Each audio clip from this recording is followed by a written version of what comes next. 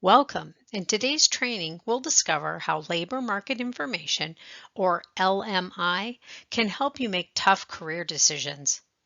Whether you're starting a new job, looking for a better job, moving somewhere new, or just need to improve your skills, LMI can give you the data that you need to make those life changes with confidence.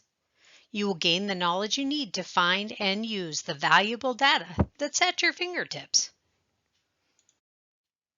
In this lesson, you will learn the answer to these questions. What is LMI? How can I use it? And where can I find it? Then we will wrap up by giving you some concrete ideas on how to create and follow a career plan to achieve your career goals. Labor market information, also known as LMI, is data. Data relating to the economy and the workforce.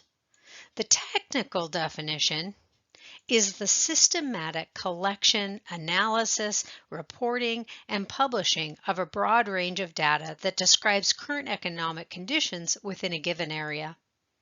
As a job seeker, what you need to know about LMI is that it provides concrete data to help support career decisions. LMI comes from a variety of different sources, including household and employment surveys, administrative databases like UI records and other agency records, and transactional procedures like job postings and classified ads. The generation of that data is managed by both the federal government and the state workforce agencies. In Montana, DLI's Research and Analysis Bureau collects, analyzes, and reports the data and prepares industry and occupational projections. What a report is called or where the information comes from is not as important as knowing what kind of data is available and how that information might help you as you plan your next career adventure. LMI data tends to fall into one of three buckets.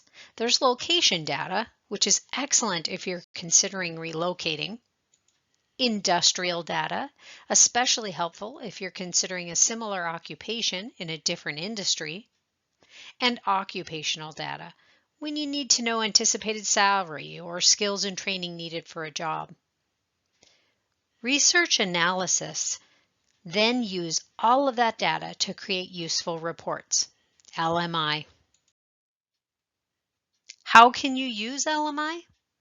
Although labor market information is useful to many different agencies, you are likely to find in-demand jobs, skill requirements, growth projections,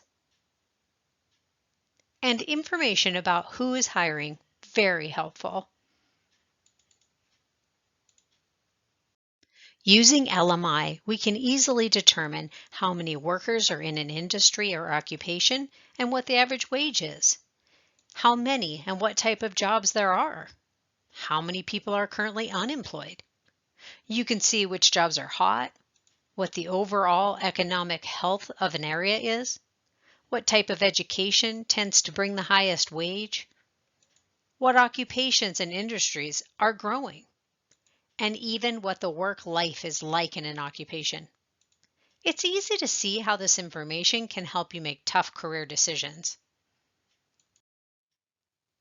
There's a plethora of information out there, so don't worry. The answers exist.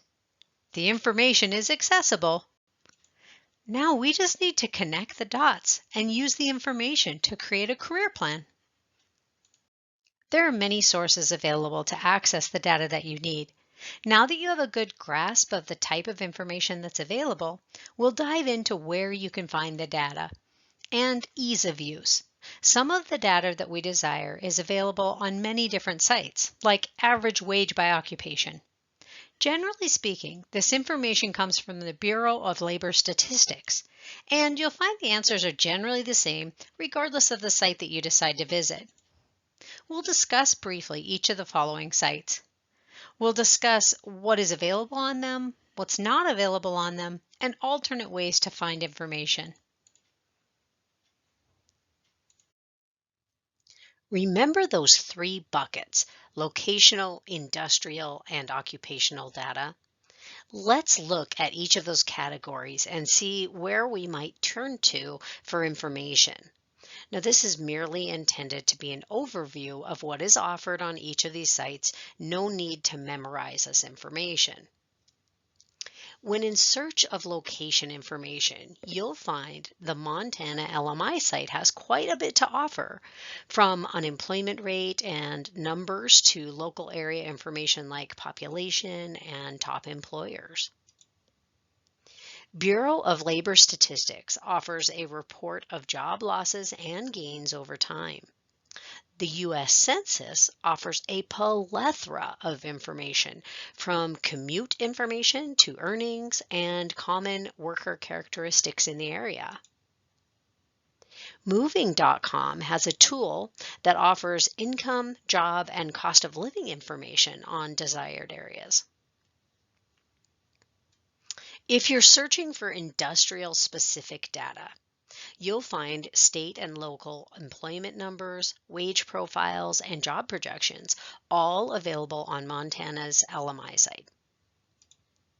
MCIS has a couple of career assessments that drill down interest to specific industries. Career One Stop has national information on the fastest growing and the highest paying industries, and industries with large numbers of people employed, as well as those that have declining employment. Bureau of Labor Statistics offers national and state data surrounding employment numbers, average wage, and comparisons over time. You'll also find location quotients, which showing industries that are unique or specific to a region.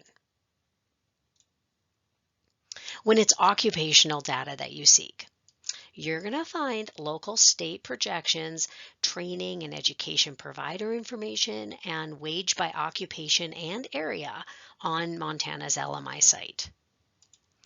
MCIS, Career One Stop, and ONET all offer lots of occupational specific information, from a day in the life kind of information to local wage information and licensing requirements.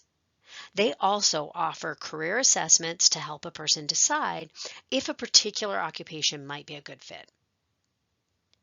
The Bureau of Labor Statistics has an awesome occupational outlook handbook, but I don't think it's national information, in addition to an outlook projections and fastest growing and highest paying occupations and hourly wage estimates. Montana's LMI site is pretty easy to navigate. You can see the tabs at the top that help you navigate to the information that you need. The Industry tab offers a variety of reports that are all hyperlinked. The other tabs are built the same, except for the Other Data and the Career Resource tabs, which just offer a couple of options. Notice there's also links in each one of the sections to the national databases, the BLS site. The Wage tab is one where you can find average weekly wages, a link to the information wage rates by occupation publication. The Occupational tab has the same link, but notice the job projections publication to the right.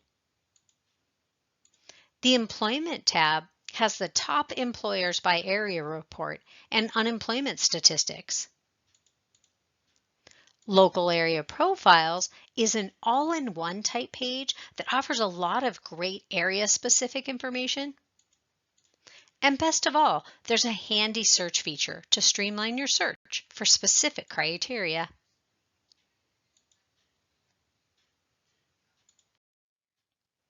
The Bureau of Labor Statistics site is set up very similar.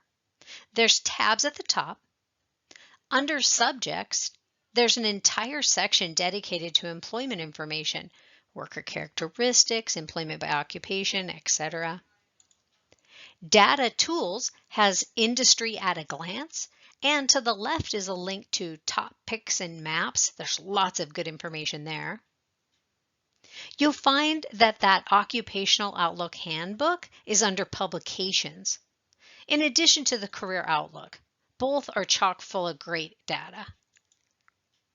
And in the Economic Releases tab, there are several news releases concerning employment. There are some valuable reports that are difficult to get to via the BLS site, but they're actually easier to get to following the link on Montana's site. So that's where you'll get the link from us. Most of the information on ONET is specific to an occupation. However, there are a few valuable tools on the homepage that you should know how to use.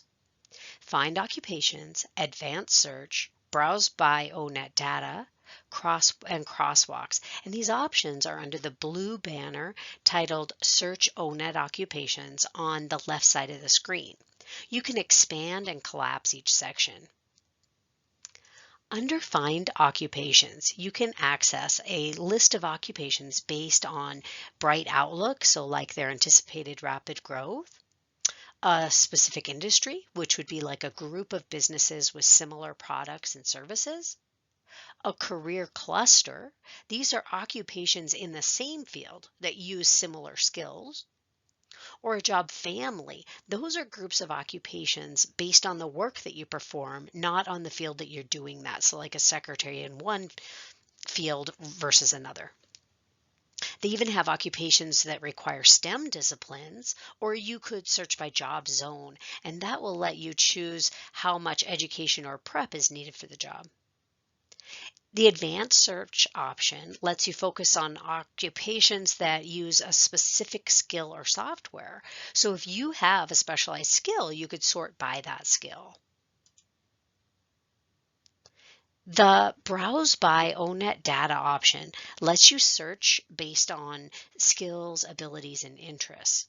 The crosswalk lets you enter a military code instead of a job title, and then it'll show you information for related civilian occupations. Whether you get to an occupation via the keyword search on the homepage or by any of those other ways, you can access a lengthy data sheet on each occupation. On that data sheet, as you scroll, you'll find the skills, abilities, and knowledge needed, your work activities, typical education and experience and training needed, related occupations, and average wage, national and local, projected growth, and the number of people employed in an occupation nationally, and an option of searching for open positions using USNLX, Indeed, Career Builder, or ZipRecruiter. MCIS, Montana Career Information System, has a lot of information for career planning. However, you do need to log in to access the information. You can log in with our DLI login. The username is all lowercase MTWIOA. The password is MT, both lowercase, capitalized WIOA, the number 4, lowercase me. MT lowercase WIOA, capitalized, the number 4, me, both lowercase. One reason to create a user profile after you log in with that is that you can access stored information later. Log in with the same information on the MCIS login page there in the blue, but then it will take you to a page where you can create a profile. Now, once logged in, you'll find several helpful career assessments under the Assessment tab at the top. The Occupation tab will lead you to lots of labor market data. Although the majority of the information is by occupation, there is an industry section that provides general information about an industry, such as working in an industry, location, and employment and wages. To look at occupational information, either click Occupation or you can click Compare Occupations, and you can compare two side by side if you prefer. When you click Occupation, you get an alphabetical list like this. Note the little icons. MCIS provides videos, informational interview answers, and indicates if a job is considered hot or green. When you choose an occupation, you're given many different options as far as information is concerned. Note that left panel over there. At a glance, overview, helpful high school careers, work activities, all the way down, wages outlook, interest values. Good stuff. The Pathways tab is worthy of a look as well. It offers up lots of data on different career paths. It's very helpful to identify how much education and training is needed, what type of occupation or occupations that you can choose, and how much you stand to make in that occupation. And these are all Montana numbers. Career One Stop is a national DLI resource. It's jam-packed full of information and resources. Most of the LMI data is found in the Explore Careers tab. Accessible like all the other sites. There's some career assessments on the left, career profiles with all that occupational data, videos, and the option of comparing careers side by side. The last option in the center column is research industries, which gets you to the national data on fast growing and high paying industries. The salary option on the right-hand side gets you to some local wage information. Under the job search tab, under what's in demand on the left side, there are links to the fastest growing careers. Careers with the most openings and also with the largest number of employees or declining careers are also available. You can narrow your search here by state, or you can gather national data. The U.S. Census Bureau provides information from the decennial surveys. Those are those ones that we take every decade, as well as annual American Community Surveys. Their site is set up much like the other DLI sites. Tabs at the top that pop open with more information. Browse by topic offers an employment option, which offers a lot of labor force data. And there's an interactive map that's very helpful for local information, but it actually seems easier to access from the Montana LMI site, so that's the link that I'll give you. You can even drill down to zip code on this map. It's very intuitive. Moving.com has a few resources that are handy when considering relocation, including a moving cost calculator and a tool that offers data from the U.S. Census Bureau and the Bureau of Labor Statistics on cities across the nation. These tools can be found under the Resource tab. You can even compare two cities side by side. Now that probably seems like an awful lot to remember. Thankfully, we have made it so much easier than that. You can use the LMI Locator tool to narrow your search. It will offer you a list of sources complete with the site, the exact hyperlink, and the path to get there if the link gets broken. The LMI Data Locator tool will provide you with a way to quickly access any data that you need, and it's available to download by visiting dlitraining.mt.gov and clicking the LMI Data Locator tool. You can log in as a guest and just choose career planning, and you'll see all the information right there. Now that we know how valuable LMI is and how you can use it to make some really important decisions, let's take a step back and discuss your actual career plan. Actively planning your career, whether you're looking for your first or your last job opportunity, puts you in control and helps you prepare for ultimate placement in a meaningful position. We'll start by identifying who you are. Where are your interests? What skills and abilities do you have? What education and training do you have? What experiences do you bring to the table today? Then we'll try to determine where you want to be. Are you new on the job search scene? Are you looking to make a lateral move at your current job? Are you looking for promotion? Are you interested in a new job or in a current industry? Or are you interested in jumping into a completely different industry altogether? Finally, we'll look at what you need to achieve those goals. You will identify the gaps between your current assets and your potential needs and determine how you can fill the gaps. Once you complete those steps, you'll be ready to engage. You can take trainings if you need them to succeed, network with the right people, and apply for jobs on your career path. The engagement piece looks different for everyone, but we'll cover some common paths that people find themselves on and how you can determine next steps to achieve your goals. You might have a vague idea of your attributes. Maybe they're listed on your resume. To aid in the identification of your current assets, you can use a variety of different tools. A knowledge, skills, and abilities analysis, also known as a KSA analysis, will show how much training, education, and experience you already have. If you don't have a current resume, start by making a list.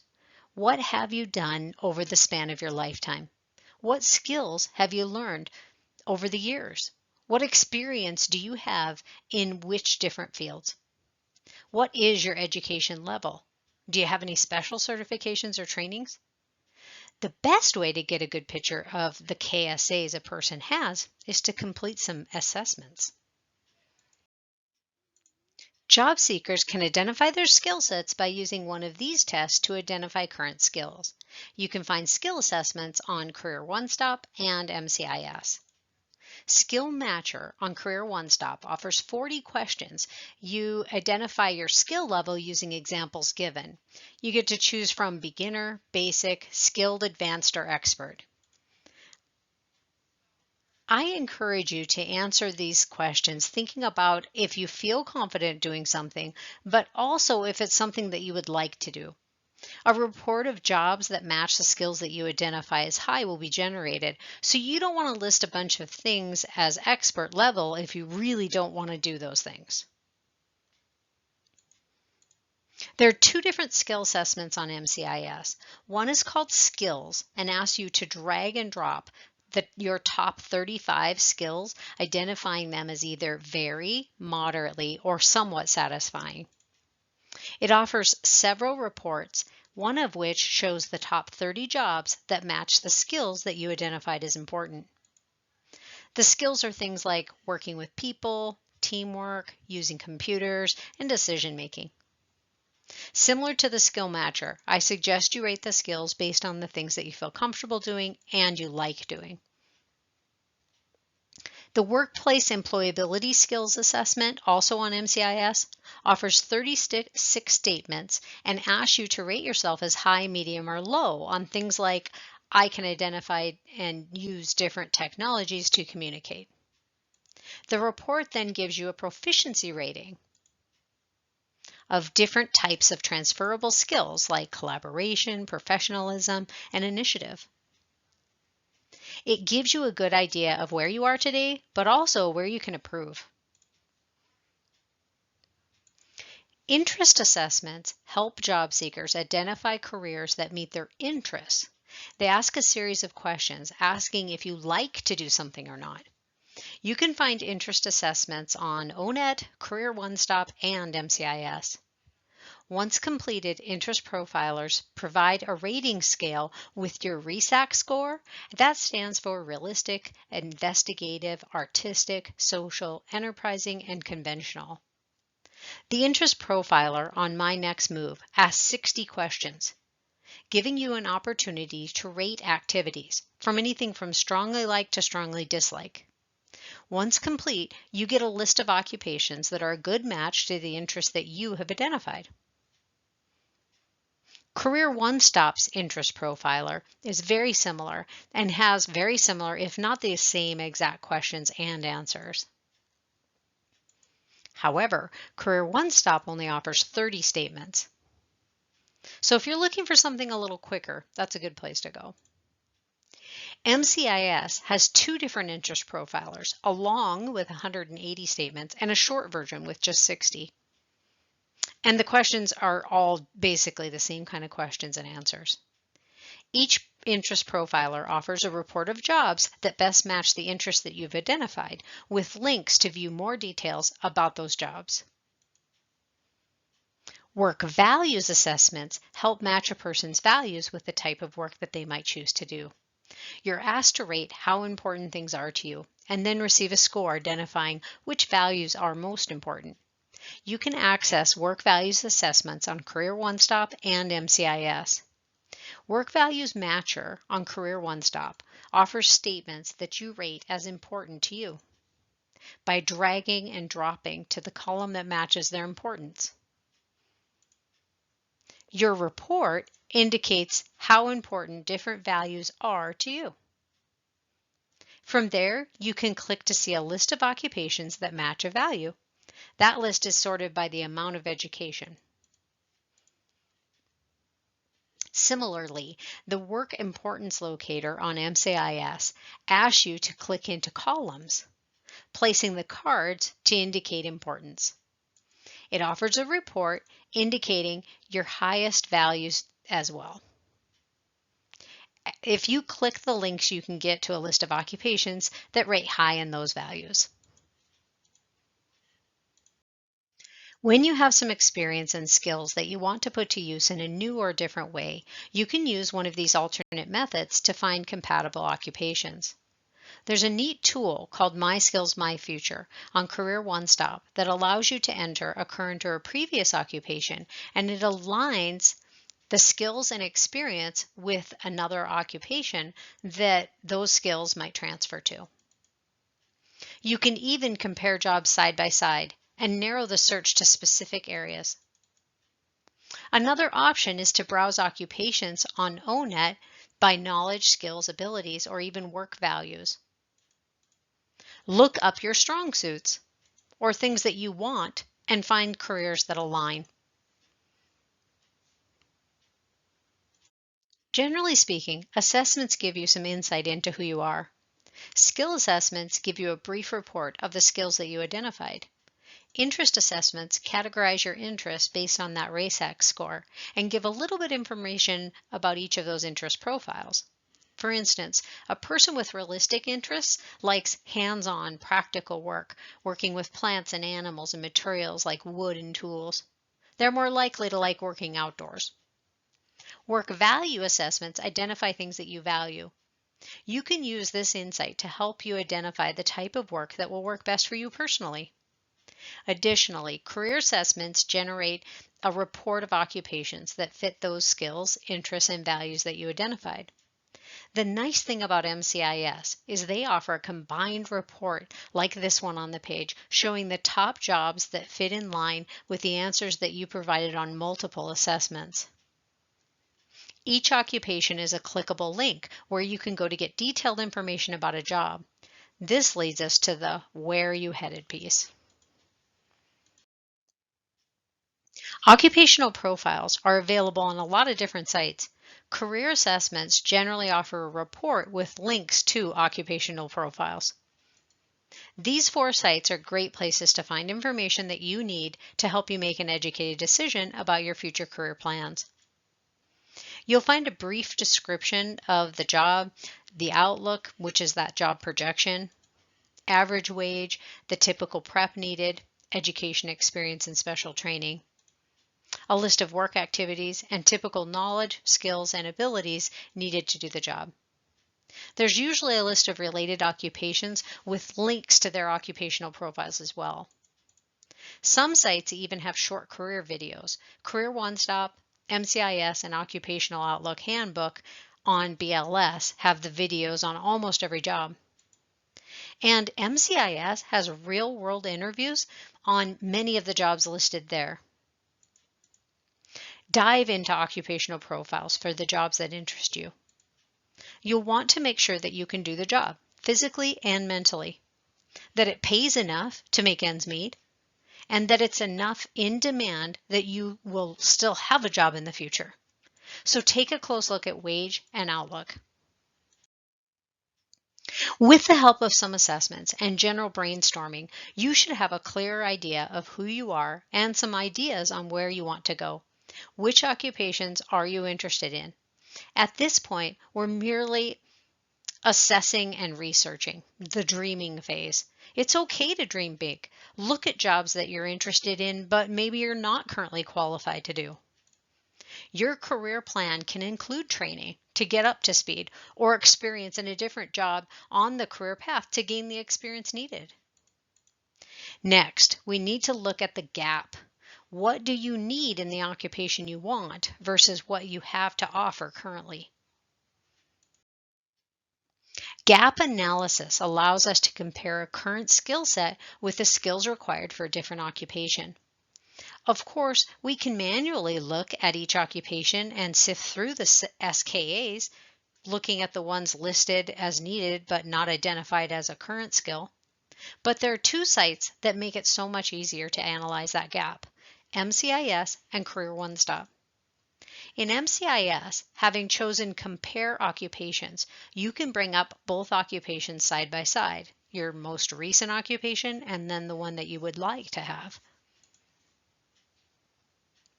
From there, make comparisons. Check off the skills that you have. You can also compare knowledge, licensing, and certifications in the same way. In Career One Stop, via the mySkills, myFuture tool, you can get there by clicking on Explore Careers and then Skill Assessments, and it's down at the bottom of the page. You can enter a current or a past occupation and then choose from a list of related occupations and choose Compare Skills. mySkills, myFuture shows the SKAs that are similar and the gap. It also gives a link to find training for the gap. It even shows side-by-side comparisons of training needed, licensing, and certification requirements if applicable.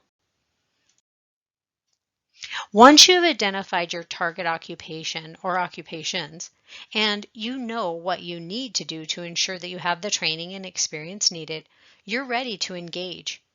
As I mentioned before, that engagement will look different depending on your current skills, abilities, and experience, and the job that you've chosen. It might be as simple as job search. By the way, there are other trainings available covering Job Search 101, resume building, cover letter creation, and interviewing. And maybe you just need to apply for open positions. Or it might include a short-term training or enrolling in college. There are some outside of the box options that might lead to training and experience that you need to succeed as well. Here are some of the more common choices a person might make when pursuing a career path. The career itself might be in the same job in the same industry, just a different employer. A similar job, but in a different industry, like say a receptionist in an insurance agency instead of in a clinic. Or a completely different job in a different industry. That would also be like your first-time job seekers. With the skill gap identified, you'll need to decide on the best way to fill the gap. How can you get the training that you need? How can you get the experience to get hired in the job that you want? For those that need to learn a trade, there are a few options to be paid while you're learning. On-the-job training, which is similar to an apprenticeship, but it's shorter and it's less structured. Registered apprenticeship, that's a structured way to earn an industry credential while you're working and earning a wage. Industry-sponsored trainings needed to work in a specific field, something like CNA or an insurance agent. As far as experience is concerned, there are some innovative approaches to consider. You could open a business or start a side gig to get the experience that you need. Or you could volunteer somewhere where you can gain valuable knowledge, skills, and abilities needed to help pad that resume. People needing formal education will find themselves dropping into one of these categories: college or university degree, technical degree or certification, or GED or a diploma. Most people don't find that they can focus on training alone and will need to work as well. It's always a good idea to find current work in the same industry, somewhere along your career path. Look at related occupations or look at a job further along the outside edge of that career field diagram. This is on MCIS and it's clickable links to the different career fields, the different colors. And then it brings you into more information about each one of those occupations if you want. The closer you get to the center, the more specialized the job. So for instance, you could go from an entry-level PCA, a personal care attendant, you could go get certified as a certified nursing assistant, then you could go on to the licensed practical nurse, and finally a registered nurse. strategically going from about $12 an hour to over $30 an hour. And having that hands-on experience in the field does wonders on your resume. It might be helpful to see a real-world scenario. So I've made a video for you. If you're watching this online now, you can click on the career plan scenario video by going to the bottom of the page in Moodle. So I'll just give you a brief synopsis. This individual has 3.5 years of customer service, representative experience, and a high school diploma. They really want to do something different. They need $40,000 a year to make ends meet. They are not interested in any more than 2 years training, and they're interested in staying in Montana. They did a skill assessment and they did an interest assessment, and they found out where that pulled them and got some lists of related occupations. In the video, I go over how you can strategically find the data on LMI, click the links, and look at the profiles and all that. Let's walk through a potential career planning scenario so you can see how it might play out. Let's say that you've been working as a customer service representative at a call center for 3.5 years and you really want to do something different. An interest profiler identifies strong social interests. You're patient, helpful, and a good communicator. You like to work as a member of a team and help solve problems or serve the community.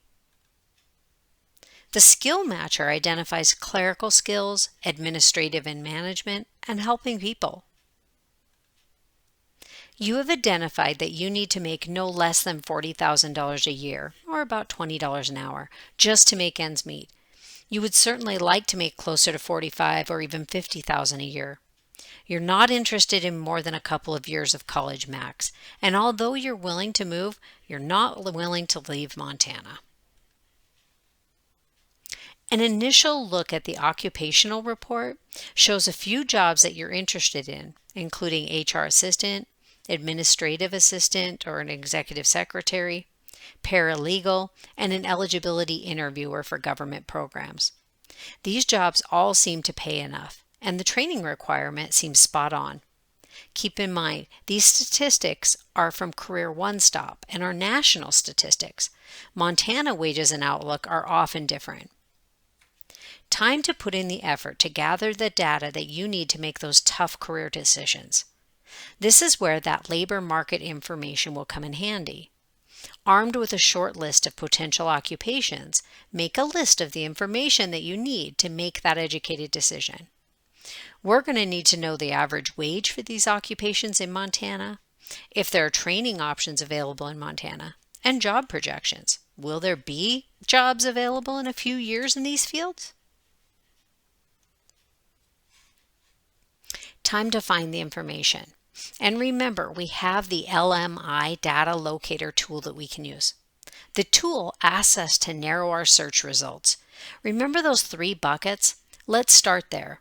This slide outlines what type of information you'll find in each category. This little cheat sheet is also available on the tool. Although average wage is listed in both the industrial and the occupational section, wages offered in the industrial realm will be the average of that industry. So if we look up human resources under administrative industry, we're going to get the average of all the jobs in that human resource industry, not just HR assistants. So we want the average wage from the occupational section. Notice training information and job projection are also both in the occupational section. We can look through the other sections to see if there's anything that might be helpful to us at this moment. If we find training or job opportunities in a different city, we may want to revisit LMI to find information about the city to help us decide if it would be worth it to move. Let's use the tool to find the average wage, trainings needed, and the job projection information for these 4 jobs. We'll start by choosing occupational in the category section. Average wage will obviously be found in the wage section under the data type. So we'll click to choose that option as well. We'll click the View Results button to see the information for each of these sites listed. Viewing the report, we can see that we'll want to look for options that offer local or at least state data, not just national. If you prefer to work and live in a particular city in Montana, it might benefit us to look at options that offer local data, not just state. As you can see, that leaves us with 5 options. Feel free to choose whichever option you prefer. Each site offers statistics from the same general source, the Bureau of Labor Statistics, so it really comes down to how you prefer to view the information. Let's go with Career One Stop because their Compare Salary tool allows us to compare salaries of up to 5 occupations or locations at one time. After you enter each of the occupations you want to compare and click the search button, Career One Stop provides a side-by-side comparison of each. We'll choose to view data in your current city, Great Falls. The initial comparison for the Great Falls area shows no data available for human resource assistant or eligibility interviewers. Now, that just means that in Great Falls, there weren't enough businesses that provided information for them to be able to provide a statistic in a way that was anonymous. In Montana, though, you can see that we can see the wages for all 4. Now, we had identified that the lowest workable salary for us was $40,000, which both the HR assistant and the eligibility interviewer averaged just a little bit less than that. If we hope to have room for growth in these jobs, then they're probably not the best options for us. Having narrowed our 2 options down to paralegals and executive secretaries, we can go look for LMI to provide us training options and the outlook for both jobs. Both job projection and training requirements are career planning data resources. So we'll click to choose that and then click View Results. The report offers a lot of results. We can look at the description column to get a better idea of the information offered on that site following that link or that path. Again, the data tends to be similar, if not exactly the same, regardless of the site that you choose. Let's view the information on Montana Career Information Systems, also called MCIS, to look at the outlook in Montana, and we'll look on Career One Stop to explore training options. Once logged into MCIS, hover over Occupations and choose Compare Occupations. On MCIS, careers are listed alphabetically. So choose both careers by clicking the links on the right side, and then you can click the Compare button that will pop up on the left side. We can compare an overview, wages, outlook, licensing requirements, preparations, and even work activities and conditions. Looking at the Outlook section, we can see that there's a much brighter outlook for paralegals. Labor market information is used to track current recent jobs in a field, and then research analysis project anticipated changes in the field to come up with these job projections. You can see the average for all occupations in Montana is 6.8%. Paralegals are expected to be almost twice that in the next decade. Although we already looked at wages in Career One Stop, if we visit the wage section in MCIS, we can see that wages across different regions in Montana. This is interesting and helpful if we're considering a move. This type of information might help us decide on a career choice. If a person wanted to stay in Great Falls, they would be better off pursuing the executive secretary job. However, the outlook is not as bright. You can see that a paralegal in Billings makes almost $9 an hour more than they would in Great Falls. As you can see, either occupation lists a high school diploma as a requirement.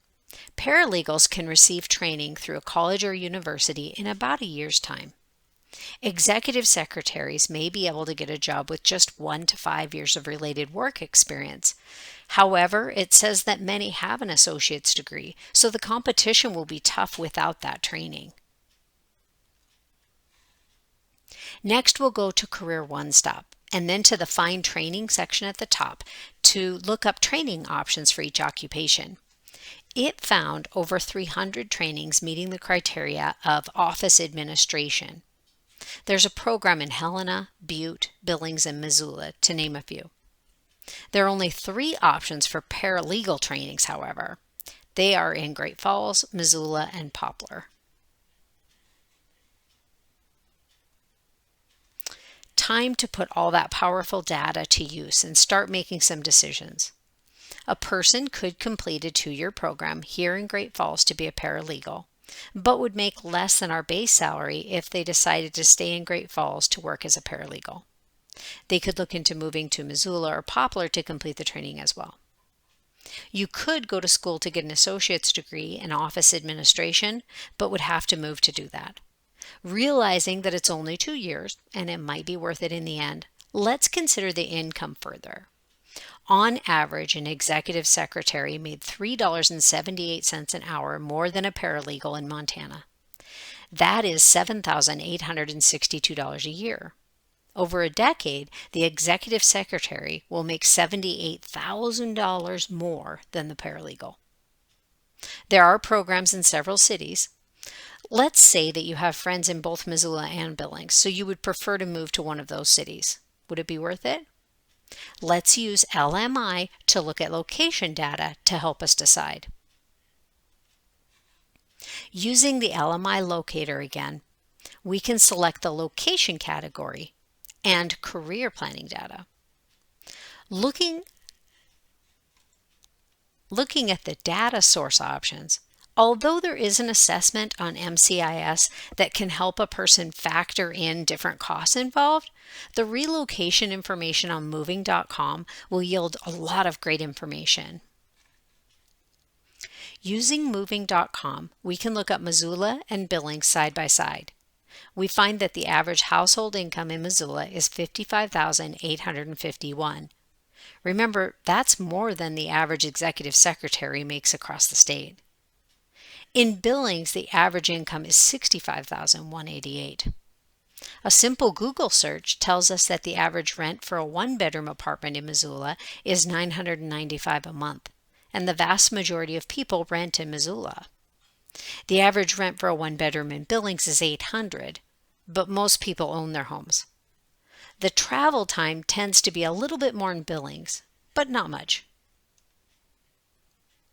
Now let's dive deeper and compare scenarios to see if we need any other information to start solidifying a plan. In the first scenario, you decide an executive secretary job is the right occupation. You could certainly try to apply for jobs in your current city, Great Falls, as training will help you to get the job, but it might not necessarily be required. So we look up open positions in Great Falls and we find 2. One, at Touro College, it lists a bachelor's degree and 5 years of experience as requirements. The other, working for the state of Montana, lists just a high school diploma and 2 years of job-related work experience. That would be worth a shot. If that did not pan out, you could move to Missoula to complete the 2-year administrative assistant program and then start applying for jobs. That would cost you $25,000 in rent alone, plus the cost of schooling. Rent in Missoula is around $300 more a month than your current rent in Great Falls. In the second scenario, you decide to pursue the paralegal occupation. You can stay in Great Falls while you work on the degree, and then look at moving to a different city to get a job as a paralegal, as the average wage was so much higher somewhere like Billings. Everyone says that it's super expensive to go to school at the University of Providence, so that might be a factor as well. Even if you get a paralegal job in Billings right away, paying the average of $25.20 an hour, that's still only $52,416 a year, well under the average wage in Billings of $65,000. They say also to never spend more than a third of your income on housing. Well, a third of your income at $25 an hour would be $1,400 a month, and that's well above the average rent in Billings of $800. When we look at the big picture, we have to also consider your interests and values as well. An executive secretary would work closely with executive management team in big corporations. A paralegal would be working with lawyers and frequenting courtrooms and such. So, which would you prefer doing long term? If staying in your hometown is important, you might prefer the executive secretary job. If you welcome a change, you might like the idea of moving to Billings and looking for paralegal work. A quick job search shows 3 legal assistant jobs available in Billings right now. Either way, next steps will include applying for FAFSA and looking further into the different college choices. If you decide to stay in Great Falls and attend the University of Providence for paralegal program, you might look for a receptionist job or a filing clerk in the legal world right now. If you decide on the executive secretary job, you might look into temporary clerical work until the next semester begins and you could start saving money for that upcoming move.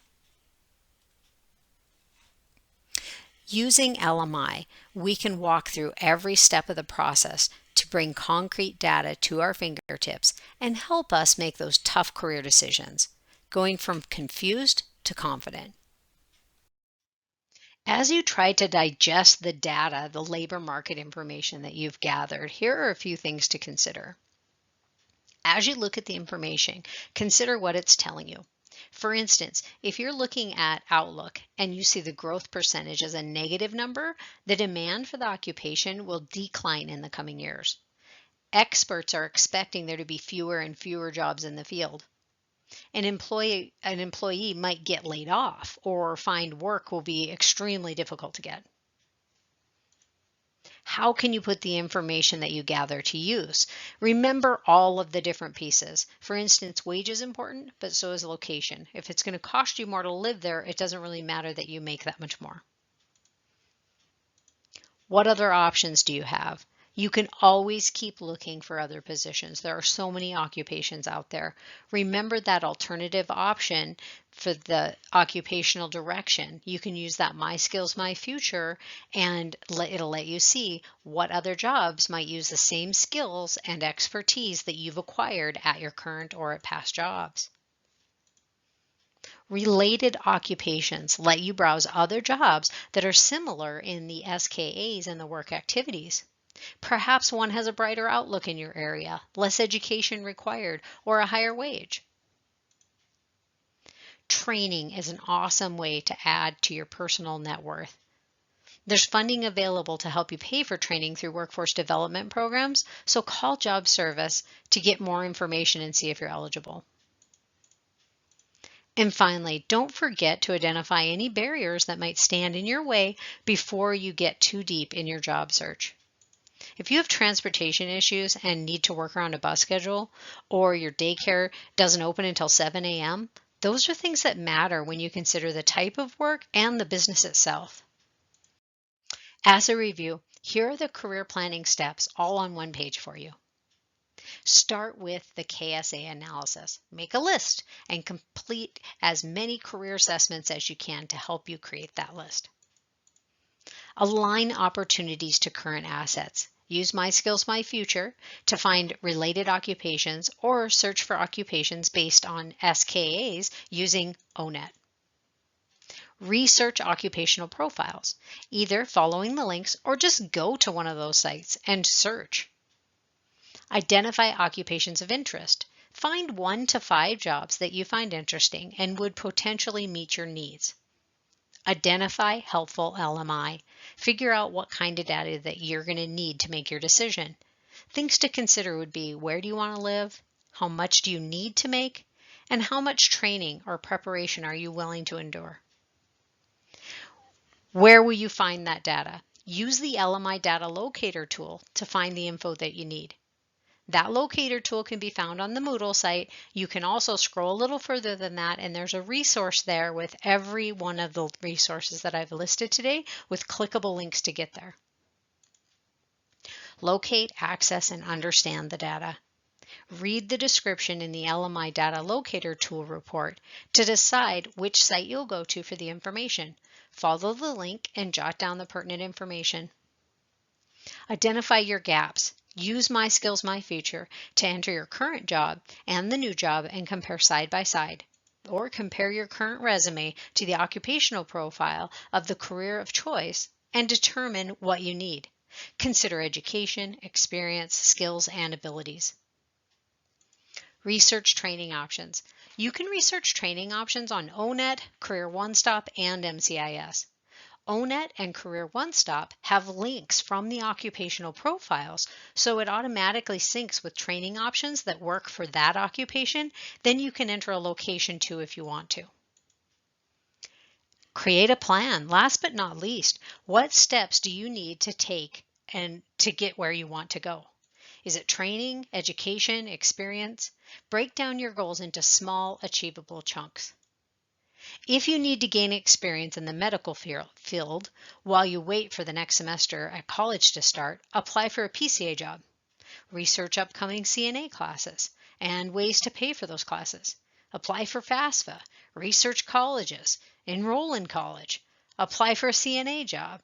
Apply for a receptionist or a scheduler at a hospital. Schedule some job shadowing in the field of choice. Volunteer to gain those experience and the skills. There are so many different steps you can take. So here's a quick recap of today's training. Labor market information is workforce data that can support career decisions. LMI provides data on industries, occupations, and locations. Although there are many sites where you can find LMI, there's a free LMI data locator tool available to help. Career assessments can help you identify skills, interests, and values. Occupational profiles provide a lot of details about different jobs. A career path plan might involve a new job, education, or even an on-the-job training opportunity. If you have any questions, call your local job service office. We can help, and you can schedule a one-on-one appointment today. A workforce consultant can help you to use LMI in your career plan.